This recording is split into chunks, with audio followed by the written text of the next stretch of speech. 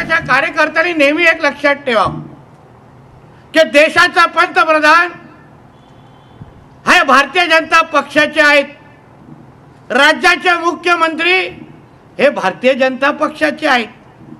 म्हणून हे कितीही कोणी इकडे तिकडे नाचले, कोणी इकडे तिकडे अगर ताकद दाखवली, पण शेवटी सगळ्यांचा बाप म्हणून भारतीय जनता पक्षाचाच मुख्यमंत्री बसलाय हे प्रत्येकाने लक्षात ठेवा.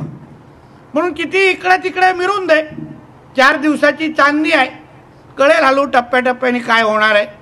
राजकारणामध्ये कोण लहान आहे, कोण मोठा आहे, कोण मोठा भाऊ आहे, कोण बाप आहे, याच्यावर फार मोठी चर्चा चालू आहे.